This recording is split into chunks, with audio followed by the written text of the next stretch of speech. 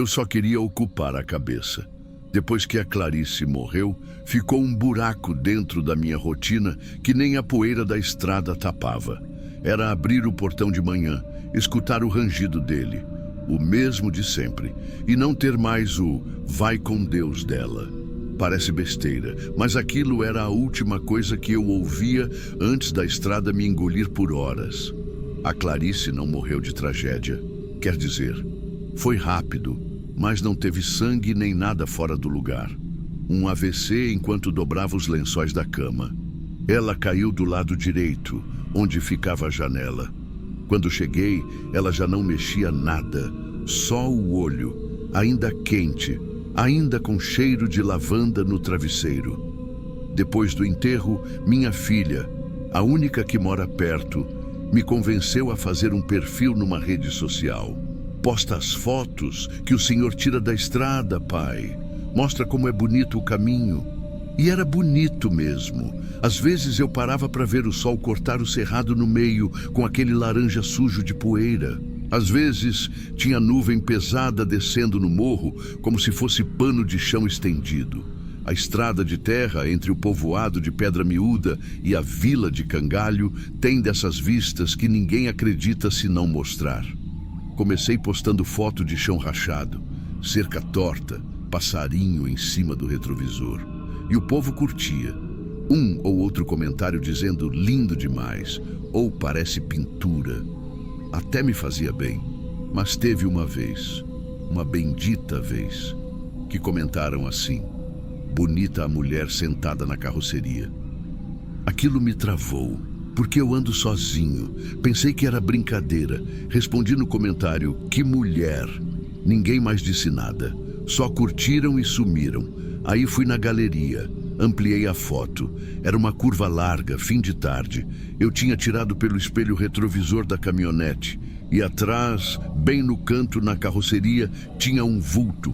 Uma coisa sentada, de costas. E parecia ser mulher, sim. Pelo cabelo, pelo corpo curvado, pelo vestido. Aí o frio subiu no estômago, porque era o vestido da Clarice, um florido miúdo que ela gostava de usar nos aniversários e nos domingos de missa. Eu mesmo ajudei a vestir ela para ir para o caixão. Fechei os botõezinhos das costas. Rezei com a mão encostada naquele tecido. Agora ele estava ali, numa imagem da estrada, sentado, de costas. Pensei que podia ser montagem. Algum engraçadinho baixando a foto, editando e devolvendo com comentário. Ou sei lá, ilusão de ótica. Mas aí, uns dias depois, postei outra foto. Um sol nascendo por trás de um cupinzeiro, galhos secos em silhueta, bonita mesmo. E veio outro comentário. Ela tá de pé agora.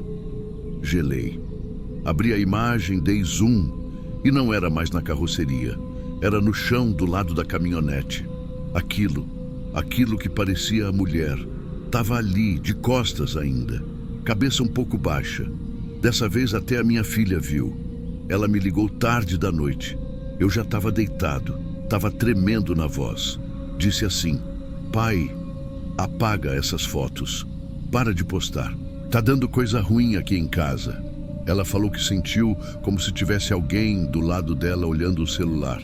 E que, quando ela fechou o app, viu por um instante a imagem da mãe refletida no vidro da janela, de costas, parada, com o vestido.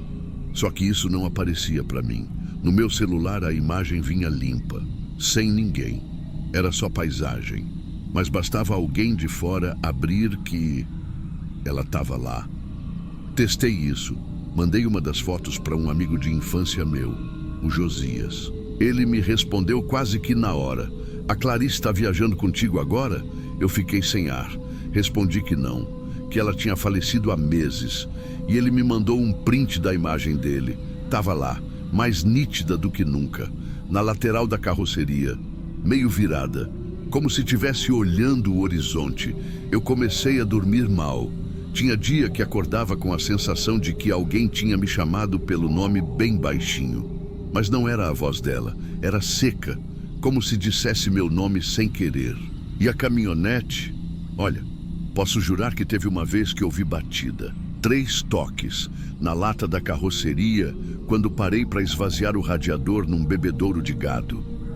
Depois daquele dia do bebedouro, eu decidi que ia parar de tirar foto. Guardei o celular no porta-luvas e segui viagem com a cabeça quente. Não era medo, não. Era outro nome que eu não sei dar. Uma sensação de que tudo estava esquisito, como se o mundo em volta tivesse um pano jogado por cima. E a qualquer hora alguém fosse levantar esse pano e mostrar o que está por baixo. Acontece que 1 semana depois eu precisei entregar uma caixa de ferramentas perto da vila de Cangalho. Era longe, quase 5 horas de estrada de chão.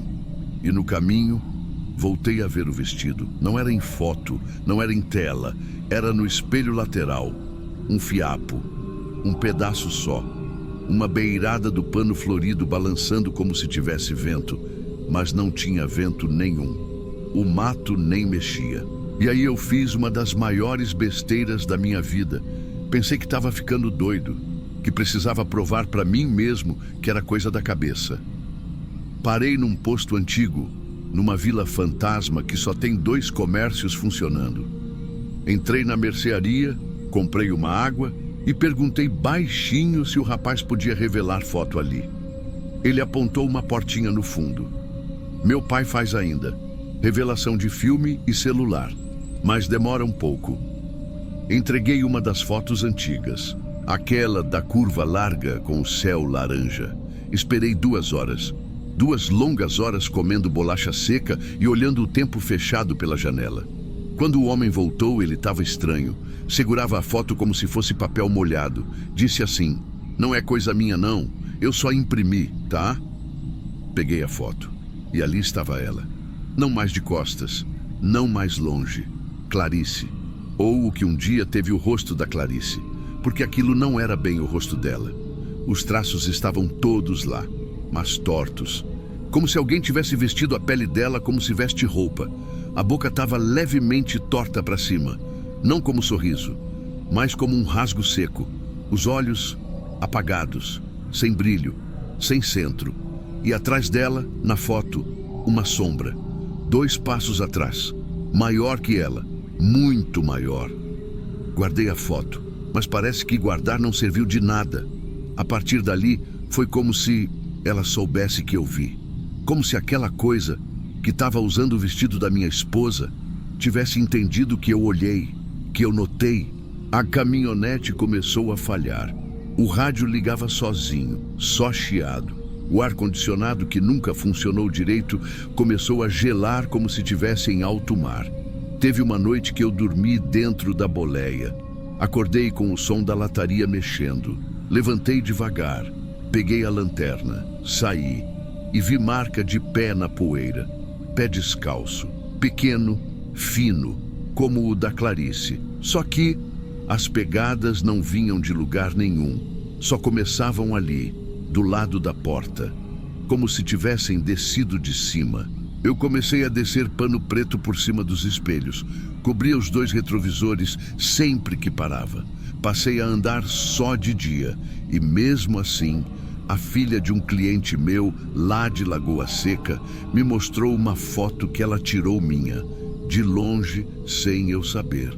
Eu estava na carroceria, sentado, mexendo no estepe, e no fundo da imagem, ela estava ali, em pé, de lado, com a cabeça virada demais para o meu lado. Na última semana, as coisas pioraram de vez. A Clarice, ou o que ela virou, começou a aparecer nos espelhos de banheiro, na vidraça do posto, na tela preta do celular quando eu travava a imagem. Não se mexia, mas também não sumia logo. Ficava tempo demais, e eu comecei a esquecer como era o rosto dela de verdade. Um dia, a minha filha me pediu uma foto da mãe. Queria emoldurar, e eu travei. Não lembrava mais como ela sorria. Não lembrava da expressão dela quando olhava para mim com amor. Só lembrava do rosto da foto revelada. Aquele rosto torto, sem luz no olho, como se a lembrança verdadeira tivesse sido empurrada para fora. Eu pensei em queimar a caminhonete, em jogar o celular num rio, em me internar num hospital só para parar de ver. Mas era tarde demais. Na última foto que me enviaram, sim, agora as pessoas me mandam foto do meu próprio carro sem que eu peça. Ela não estava mais na carroceria, nem do lado de fora. Estava dentro da boleia, no banco do passageiro, olhando para frente, como se finalmente tivesse voltado para casa. E desde então eu não durmo mais, só ando para frente, sempre para frente, porque se eu parar, ela pode olhar de novo.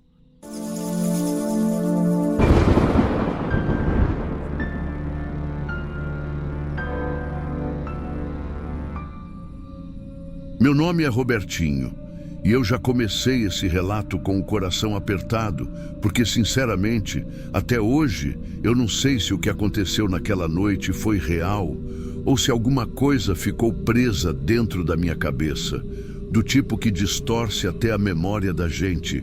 Eu sou do mato mesmo, filho de roceiro, neto de roceiro, acostumado com tudo que é silêncio, estrada de terra e canto de coruja nas noites sem lua. Nunca fomos de luxo e também nunca fomos de reclamar. Lá em casa tudo sempre foi no esforço. Não tinha bicicleta, não tinha carro. Se precisava ir até a cidade, era no passo mesmo. Pé no chão batido e fé. E olha que a gente fazia isso com certa tranquilidade. O caminho era longo, mas já era nosso. A gente sabia cada curva, cada cerca torta, cada bebedouro que passava a vaca, o som dos grilos, o vento cortando o capim alto. Era como parte da nossa rotina. Mas tem dia que tudo parece igual. Só que não é. Era fim de tarde quando minha mãe pediu para mim e para o meu irmão mais novo irem até a cidade comprar fermento. Ela queria fazer um bolo de fubá para levar na igreja no dia seguinte. Só que o fermento tinha acabado e o mercado fechava cedo. Meu pai estava com dor no joelho e minha mãe não saía de casa depois das 5. Sobrou pra gente. Eu tinha uns 14 anos na época e meu irmão devia estar com uns 9. Ele era mais calado que eu, mas vivia aprontando umas brincadeiras bobas. E eu, como irmão mais velho, vivia fingindo que não ligava. A gente saiu lá pelas 6 da tarde. O céu estava num tom meio amarelado, carregado, como se tivesse parado no tempo. Um daqueles silêncios esquisitos que parece que o mundo inteiro prendeu a respiração. Mas eu não dei atenção, já estava acostumado com o céu estranho. A gente pegou a lanterna do meu pai e partiu. A ida foi tranquila, sem susto, sem atraso. Compramos o fermento, tomamos um gole d'água na bica da praça e pegamos o caminho de volta antes de escurecer de vez. Foi na volta que o mundo virou outra coisa. A estrada já estava escura e a única luz que a gente tinha era da lanterna. Aquela lanterna simples que apaga se você balança demais. A cada 2 passos eu dava um tapinha nela para garantir que não ia falhar. O chão estava úmido e o cheiro de barro molhado vinha forte. O vento, que antes era só brisa, agora parecia que vinha empurrando as costas da gente. Foi aí que meu irmão começou. Ele estava atrás de mim e falou baixinho: "Parece que tem alguém seguindo a gente." Eu parei, olhei para trás. Não vi nada. "Para com isso", falei sem paciência. "Tá querendo me assustar?" Ele deu um risinho. Aquele risinho de quem sabe que conseguiu mexer contigo. Mas logo depois, o tom dele mudou. Disse que estava falando sério, que estava sentindo alguma coisa andando atrás da gente. Eu respirei fundo, mandei ele calar a boca e continuei andando. Só que aí, ele começou a chorar. Primeiro baixinho, depois mais forte.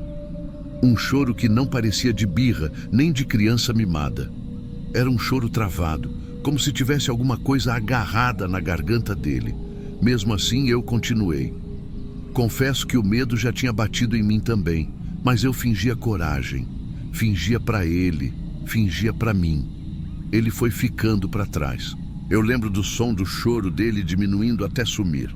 Foi só então que eu me dei conta de que não escutava mais nada. Nem o choro, nem os passos, nem o vento. Eu parei. Virei devagar e levantei a lanterna. A luz tremia, mas alcançou ele. Ele estava em pé, no meio da estrada, mas torto, o pescoço inclinado demais para o lado, como se tivesse quebrado, os ombros deslocados e o braço esquerdo pendurado como pano molhado. Mas ele estava em pé e sorrindo. Um sorriso que não era dele, grande demais, fixo, como se tivesse sido forçado, os dentes aparecendo todos de uma vez e os olhos arregalados, secos, como se tivesse parado de piscar há muito tempo. Eu congelei. A lanterna quase caiu da minha mão. Eu queria correr. Cada músculo do meu corpo gritava para correr. Mas era meu irmão. Eu cresci com ele. Eu ensinei ele a nadar. Eu empurrei ele no balanço. Como é que eu ia correr e deixar ele ali? Mas ao mesmo tempo, aquilo não era ele. E foi aí que ele começou a andar. Ele começou a andar, mas não andava certo. O corpo dele parecia preso em movimentos que não encaixavam, como se cada passo fosse uma imitação mal feita do que é ser humano. O pé arrastava, o joelho virava para dentro e o braço balançava solto, como se tivesse sido descolado. Eu fiquei ali, travado. Só lembro de ter começado a chorar, sem fazer barulho, só as lágrimas caindo e a mão apertando a lanterna. Eu rezava tudo embolado, sem sequência certa. Era Pai Nosso, misturado com Ave Maria, com palavras que eu nem sabia se existia. Só rezava, na esperança de que aquilo parasse, voltasse ao normal, que meu irmão risse e dissesse que era mais uma das brincadeiras dele. Mas ele não riu. E quando ele deu mais 2 passos, o corpo meio torto, sorrindo daquele jeito que não era dele, eu corri. Corri feito bicho. A estrada parecia mais comprida. O chão puxava meu pé como lama. O mato fazia barulho de gente andando. A lanterna quase caiu umas 3 vezes. E mesmo sem olhar para trás, eu sentia. Sentia como se aquilo, fosse o que fosse, ainda estivesse vindo. Que aquilo ainda tinha o cheiro do meu irmão, mas não era ele. Quando vi a porteira de casa, parecia que meus pulmões iam rasgar de tanto que eu respirava errado. Entrei correndo, batendo com força à porta da sala. Meus pais estavam terminando de jantar. Minha mãe derrubou o copo de alumínio que tinha na mão e veio até mim. Meu pai levantou da cadeira já com a cara assustada. Eu só gritava, chorava, tremia. Minha mãe me segurava pelos braços, perguntando: cadê seu irmão? Cadê seu irmão? Eu tentava falar, mas não conseguia. O rosto dele, o sorriso, a posição do corpo, tudo embolava na minha cabeça, até que no meio do desespero eu consegui contar. Contei do caminho, do choro dele, da hora que ele ficou para trás. Contei da lanterna, da posição em que encontrei ele parado, dos olhos abertos demais, do sorriso e do jeito que veio andando. Meus pais nem pensaram 2 vezes. Meu pai pegou o lampião. Minha mãe já saiu correndo para o quintal. Eu fiquei ali, encostado na parede da sala, sem força para ir atrás. As pernas tremiam tanto que mal me seguravam. Foi coisa de 2 minutos. E eu escutei o grito da minha mãe. Eles encontraram ele, deitado no quintal, bem ali, perto do pé de mexerica, deitado de lado, como quem está dormindo no calor, sem arranhão, sem sujeira, sem sinal de nada, só desacordado. Minha mãe pegou ele no colo, como se fosse um bebê. Meu pai veio junto, nervoso, mandando trazer pano com água, chamando por Deus. Depois de um tempo, ele acordou. Estava confuso, como quem acorda de um sono pesado. Disse que não lembrava de nada, que a última coisa que ele lembrava era a gente voltando pela estrada. Disse que piscou e depois já estava em casa. A gente levou ele na igreja no dia seguinte. O padre orou com força, molhou a testa dele com água benta. Minha mãe levou ele na benzedeira do povoado vizinho, aquela que faz reza de arrebento com folha de arruda e vela derretida. Deram banho de sal grosso. Amarraram 1/3 no pulso dele para dormir. Fizeram tudo o que dava para fazer. E parece que funcionou. Ele foi melhorando com os dias. Voltou a brincar, a conversar, a rir. Mas eu Eu não consegui mais olhar para ele do mesmo jeito. Sabe o que é pior? É que ele nunca mais falou do que aconteceu. Nunca tocou no assunto. Era como se tivesse apagado mesmo, mas eu lembro. E o que eu vi naquela noite não foi coisa da minha cabeça. Eu sei que era ele ali, mas também sei que não era mais ele. Até hoje, quando a gente tá junto, em festa de família, em aniversário, ele me trata normal, me chama de mano, me abraça forte, ri das coisas antigas, mas eu não consigo retribuir do mesmo jeito, porque às vezes, quando ele sorri, é o mesmo sorriso torto daquela noite. E eu sei que ninguém acredita quando escuta isso, mas eu não conto para convencer ninguém. Eu conto porque essa história ficou aqui dentro, entalada, pesando. E tem dias que eu acordo no meio da madrugada, suando frio, com a sensação de que tem alguém de pé na porta do meu quarto. Alguém com o corpo torto e com um sorriso, grande demais para ser de verdade. Se você chegou até aqui, parabéns. Porque nem todo mundo consegue ouvir esse relato até o final sem pausar. Se histórias assim arrepiam até sua sombra, então se inscreve agora no canal, porque o que vem por aí é ainda pior. Ativa o sininho e deixa seu comentário aqui embaixo.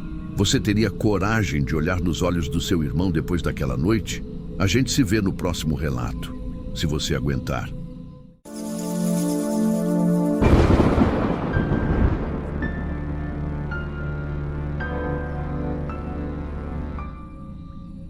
Eu nunca fui de dar ouvidos para a história de beira de estrada, não. Já dormi em borracharia no meio do mato, já vi sombra atravessar pista onde não tinha alma viva, já puxei carga com rádio chiando o nome de gente que eu nem conhecia e segui. Mas essa aqui, essa eu guardei por medo. Medo de ninguém acreditar. Medo de alguém querer passar por lá também. E medo, maior de todos, de eu estar contando agora, e de algum jeito aquela estrada ainda me ouvir. Isso foi no final do ano passado, ali pelos lados do sertão da Paraíba. A gente tinha feito uma entrega pesada em Campina Grande e ia subir sentido Ceará, para descarregar o resto num posto de grãos. Era eu e o Léo, parceiro firme, desses que divide o pão e segura o volante quando o outro tá morto de sono. A gente já estava junto fazia uns 4 meses, revezando o caminhão da mesma empresa. Não éramos melhores amigos nem nada, mas eu confiava nele.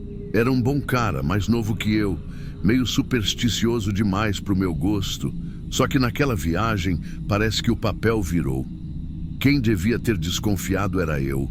Era umas 5 da tarde quando paramos num posto pequeno para abastecer e comer qualquer coisa.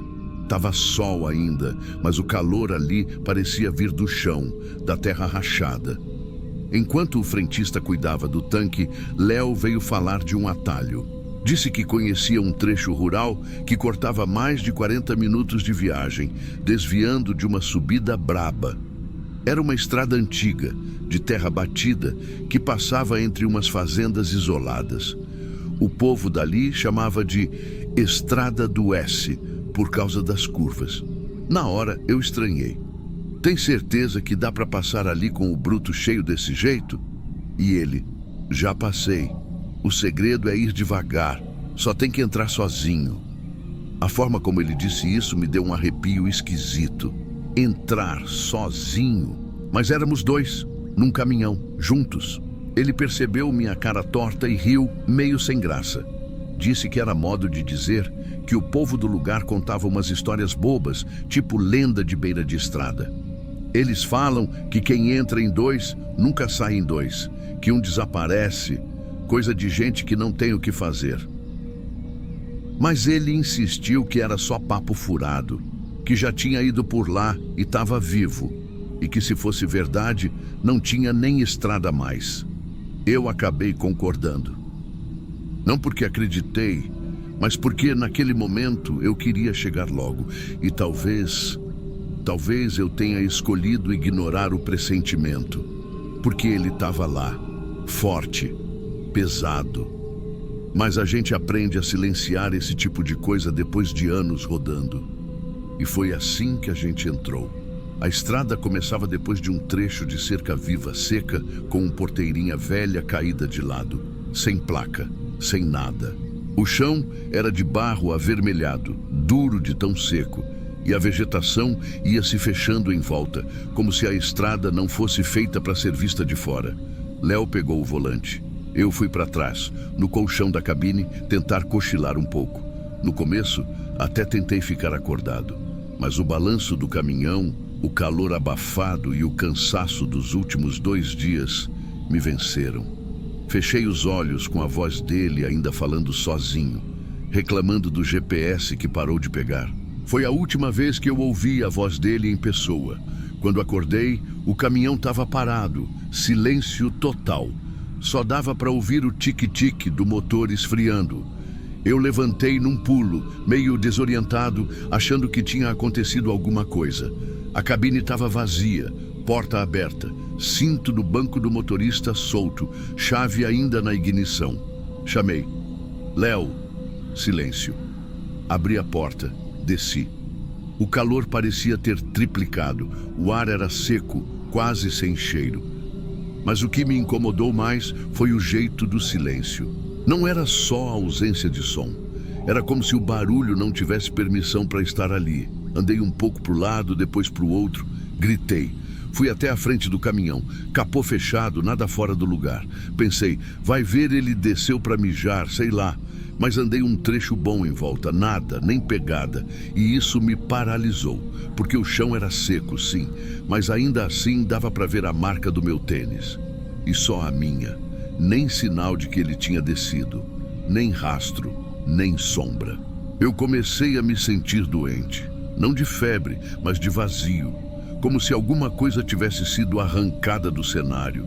Como se ele nunca tivesse existido. E foi quando eu voltei para a cabine que eu percebi. O banco de trás, onde eu tinha dormido, estava arrumado. A coberta esticada. A mochila dele, que sempre deixava ali, não estava.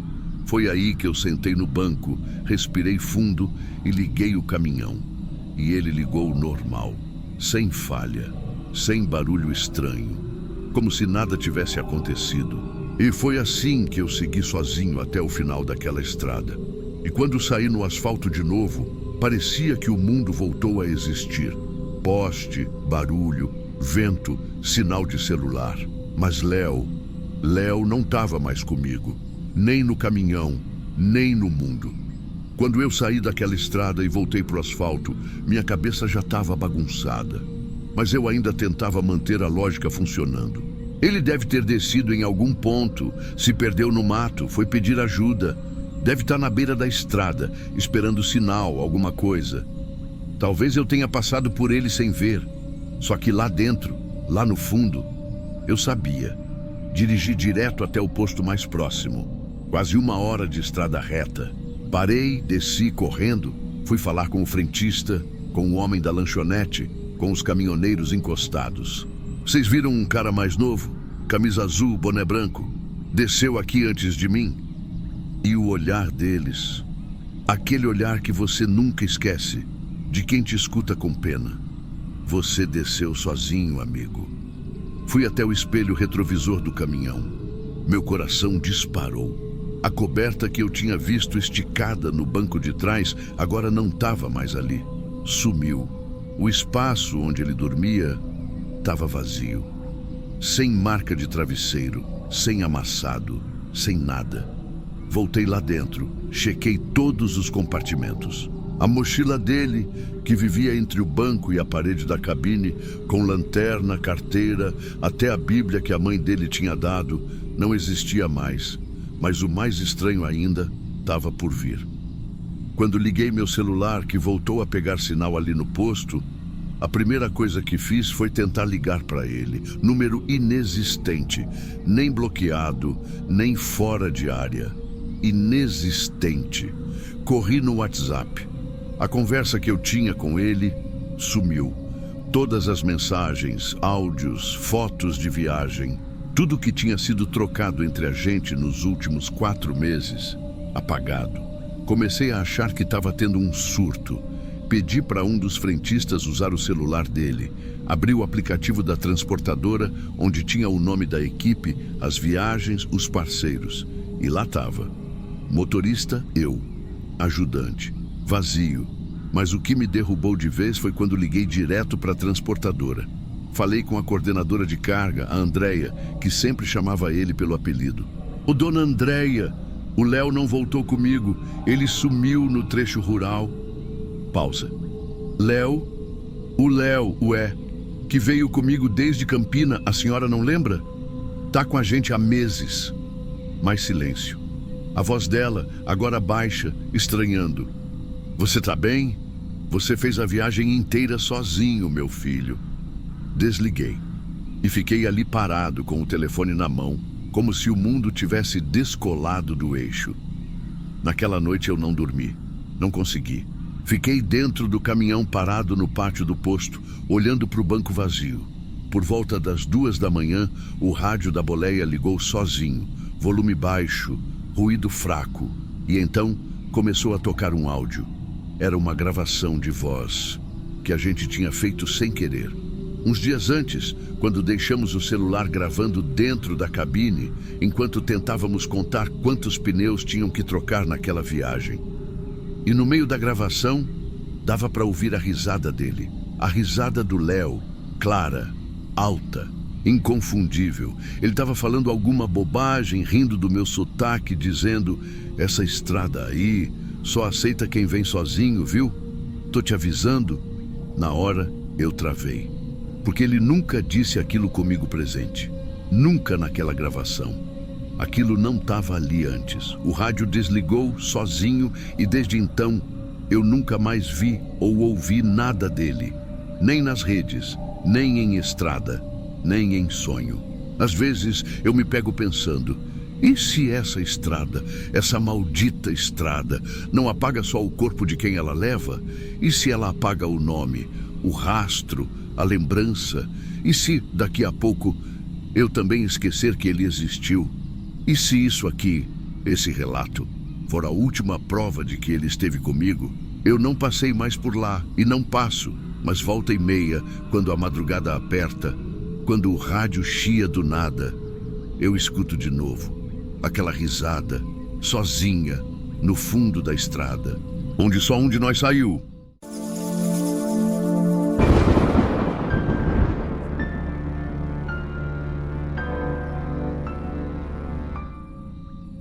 Não divulga meu nome. Escute isso se tiver coragem, porque o que eu vou contar aqui não é lenda, não é suposição, é real. Eu estava lá, eu vivi. E se hoje eu tô viva, é por um detalhe besta, um acaso. Um carro velho que apareceu na hora certa. Na época eu tinha 21 anos, morava com meus pais no interior do Maranhão, numa casa de tijolo cru num vilarejo que nem aparece direito no mapa. A gente sobrevivia com pouco, mas era uma vida pacata, sem luxo, sem pressa e sem muitos lugares para ir. Num domingo, eu resolvi visitar uma tia minha, que morava no distrito vizinho. Era coisa de 15, 16 quilômetros. Fui de carona com o padeiro da vila. Passei o dia lá e na hora de voltar, me dei mal. Já era quase 6 da tarde. Eu estava na beira da estrada, com uma garrafinha de água quase quente na mão, olhando o chão de terra rachar com o calor. Nada de carro, nenhuma moto. E o sol começando a descer. Não tinha sinal de celular, nada. Só eu, o barulho dos bichos no mato e aquele silêncio grosso de fim de tarde. Foi aí que escutei o ronco de motor. Uma viatura antiga da PM apareceu dobrando a curva, devagar, levantando poeira. Daquelas viaturas velhas que só andam em estrada de chão mesmo. No banco do motorista, um homem sozinho, um policial. Ele parou do meu lado. Baixou o vidro. Me olhou com calma demais. Disse que podia me deixar no entroncamento com a BR, que dali eu arrumaria carona fácil. Eu juro que meu instinto gritou, mas eu pensei, é um policial. E quando se está sozinha no meio do nada, a gente agarra qualquer coisa que pareça segura. Entrei. Os primeiros minutos foram silenciosos. Ele só olhava a estrada, mas depois começou a puxar assunto.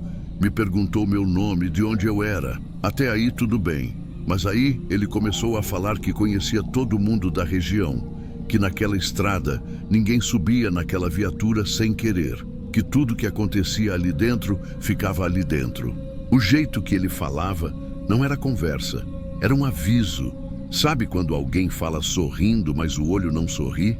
E eu percebi que a estrada só se fechava, mato dos dois lados, nenhuma casa, nenhuma alma viva.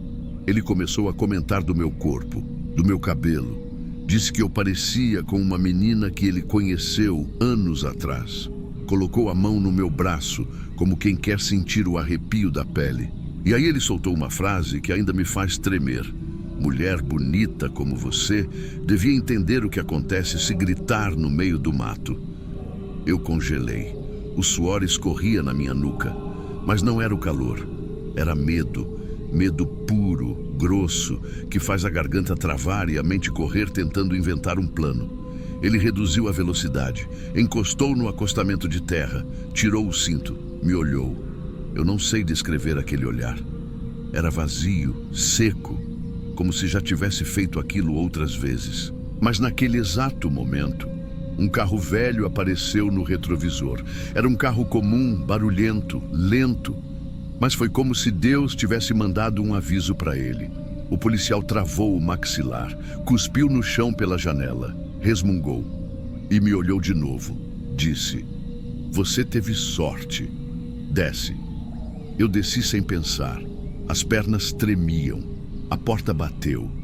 E eu comecei a andar pela beira da estrada, tentando manter a calma, tentando entender o que tinha acabado de acontecer. O carro velho parou logo em seguida. Era um casal de velhinhos, simples, humildes. A mulher abriu a porta do carona e me chamou. Eu desabei. O casal me levou até o posto de gasolina que ficava a uns 10 quilômetros dali. Eu nem lembrava como agradecer. A mulher me deu água. O homem ficou ali do meu lado, calado, só fazendo sombra para mim com o corpo. Eu liguei para os meus pais do orelhão do posto. Mal consegui contar o que tinha acontecido.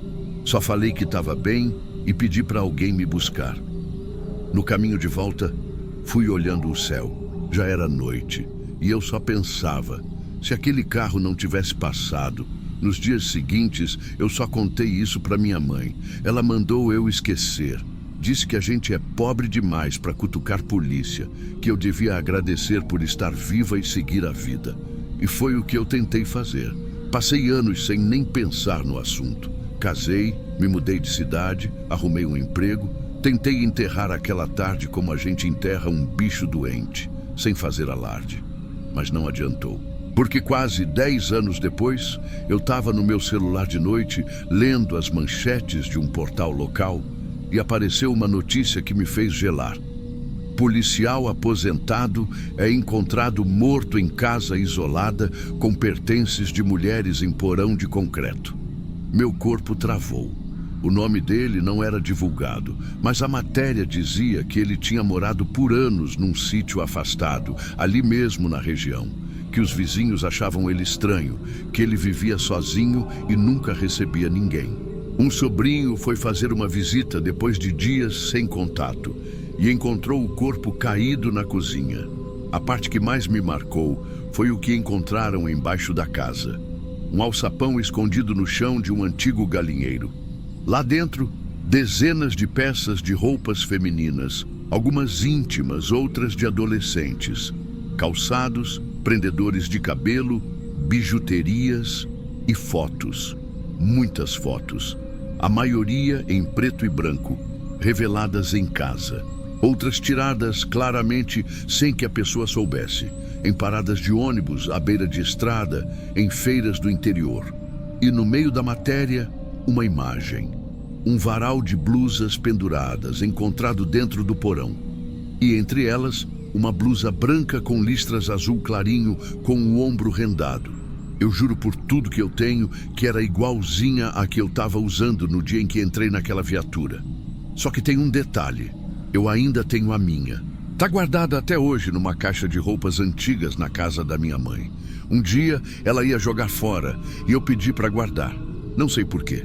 Talvez porque, no fundo, eu soubesse que aquela roupa tinha uma história, que ela escapou, assim como eu. Mas então, como pode ter uma igual no porão daquele homem? A pergunta me assombra até hoje. Será que ele comprava blusas parecidas com as das mulheres que abordava? Será que depois que eu desci do carro, ele foi atrás e achou alguém parecida comigo? Ou será que ele guardava uma lembrança de cada tentativa? Ninguém nunca me ligou. Ninguém nunca bateu na minha porta. E talvez seja melhor assim. Mas desde o dia em que vi aquela matéria, eu durmo diferente. Eu olho mais de uma vez quando passo por alguma viatura. E às vezes no escuro do quarto, antes de dormir, eu lembro daquela frase: tudo o que acontece aqui, fica aqui. Ele achava que era dono daquela estrada. E talvez por um bom tempo, ele realmente tenha sido. Só que eu fugi. E é por isso que você está ouvindo esse relato hoje. Porque o canal só existe porque alguém sobreviveu e decidiu contar.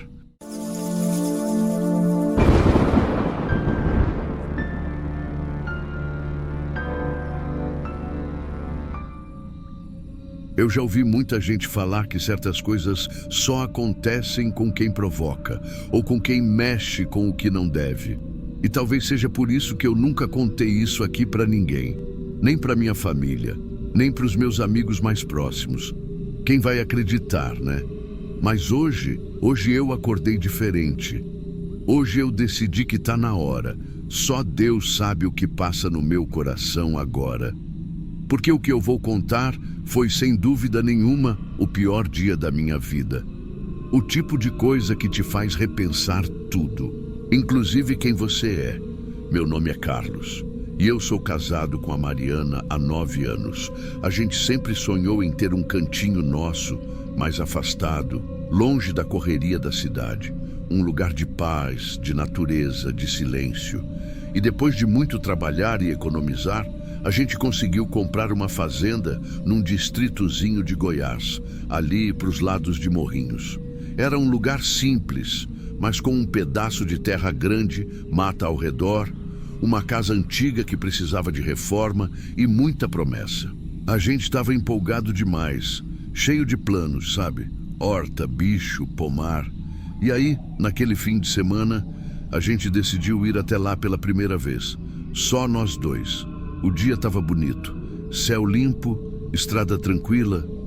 A gente saiu de casa por volta de umas 5 da tarde, com o carro carregado de mantimento, ferramentas e algumas coisas que a gente queria já ir deixando na fazenda. Mas, como era a nossa primeira vez indo até lá, a gente errou o caminho. A estrada de terra naquela região é toda igual. Não tem placa. Não tem sinal de celular, não tem viva alma. Quando deu mais ou menos umas 8 da noite, a gente ainda estava no meio do nada. Tudo escuro, com o farol do carro tentando abrir caminho naquela poeira suspensa. Mariana começou a ficar incomodada.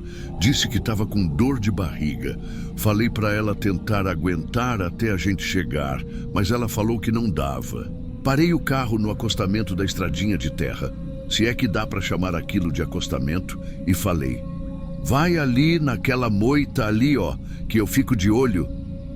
Na hora, até brinquei. Se escutar barulho no mato, corre, hein? A gente riu. Mas só até ali. Mariana desceu. Eu desliguei o motor para economizar bateria e fiquei esperando. Nem 3 minutos depois, vi pelo retrovisor ela vindo numa correria. Primeiro achei que ela tinha se sujado ou pisado em espinho. Pensei até em fazer graça. Ué, não deu tempo de limpar direito não, mulher. Mas eu travei, porque o rosto dela não tinha uma gota de cor. Ela entrou no carro sem dizer uma palavra. Fechou a porta, trancou e ficou com a respiração toda descompassada. Perguntei o que foi e ela demorou para responder. Mas quando falou, foi com os olhos arregalados, do jeito que eu nunca tinha visto antes. Ela disse: tinha alguém me olhando. Eu dei uma risada, tipo: ah, para com isso, Mariana. Mas ela continuou: não era gente. Tinha um par de olhos vermelhos parado no meio do mato me olhando, sem piscar. Ela apontou o dedo na direção. Olhei, não vi nada, mas o jeito que ela falava não era exagero, era medo, era pavor mesmo. Tentei ligar o carro para a gente ir embora logo dali, e aí, claro, nada. O carro tinha superaquecido, aquela fumacinha leve saindo do capô. Eu conhecia aquele barulho, a água tinha ido para o brejo. Nessa hora, eu respirei fundo e pensei, é isso. Toda vez que dá ruim de vez. Falei para Mariana que ia precisar esperar uns 15 minutos até o motor esfriar. Ela não respondeu. Só ficou ali, abraçada nos próprios braços, tremendo. 10 minutos depois, só de curioso, olhei pelo retrovisor. E foi aí que eu entendi. Do outro lado da estrada, em pé, parado no meio da escuridão, tinha um bicho. Uma criatura enorme, peluda, ombros largos. Dava para ver que era bípede, não era bicho comum. E tinha um brilho nos olhos. Um brilho vermelho, fixos no nosso carro, fixos na gente. Minha mão foi direto para trancar as portas. Fiz sinal de silêncio para Mariana. Abaixei no banco. Ela me olhou como quem diz, é ele, é isso que eu vi. A estrada ficou muda. Só dava para ouvir o barulho do nosso próprio coração batendo.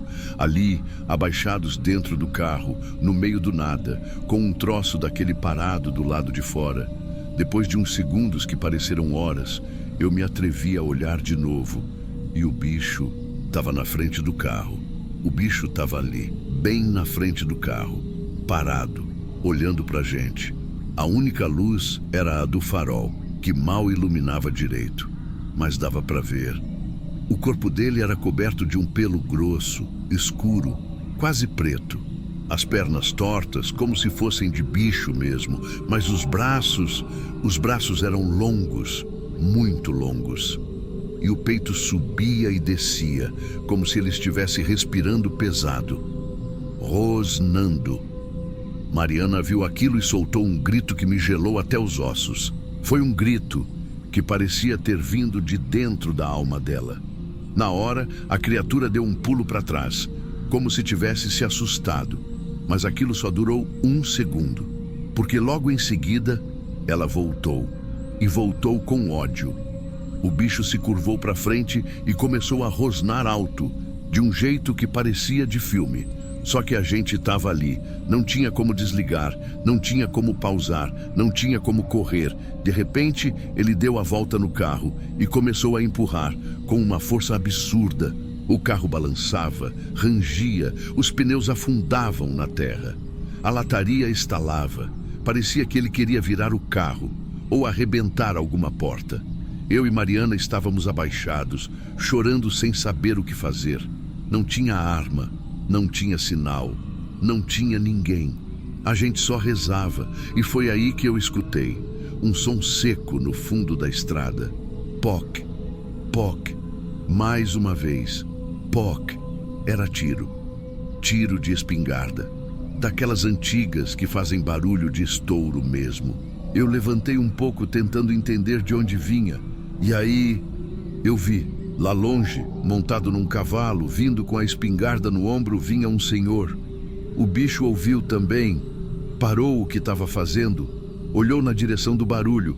E aí, ele sumiu. Num salto só, entrou no mato como se nem existisse o resto do mundo. O senhor parou o cavalo do lado do carro, desceu devagar. A Mariana já estava em prantos. Eu abri a porta, com a perna tremendo. Ele não perguntou nada, só olhou para a gente e disse, vocês deram sorte, eu moro ali num rancho perto, escutei o barulho, vi a lua cheia, senti que ia dar coisa, eu agradeci, nem conseguia falar direito. É por isso que nessas noites eu fico de olho, mesmo tarde.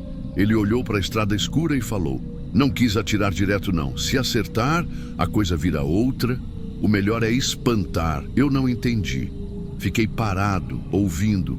Foi a primeira vez que ele disse aquilo com todas as letras. Não era bicho, era ele. Numa dessas luas, ele aparece. E quando aparece, é sempre nessa estrada aqui. Olhei para Mariana. Ela só balançava a cabeça. A gente agradeceu o senhor, entrou no carro e esperou o motor esfriar mais uns minutos. Depois voltamos, sem nem ver a fazenda, sem nem saber onde era o portão. Aquela foi a primeira e a última vez que a gente pegou aquela estrada. A fazenda já está à venda. Quem quiser, compra. Mas faz um favor, se você tiver coragem de ir até lá, me avisa nos comentários. Porque eu nunca mais passo por ali nem se me pagarem.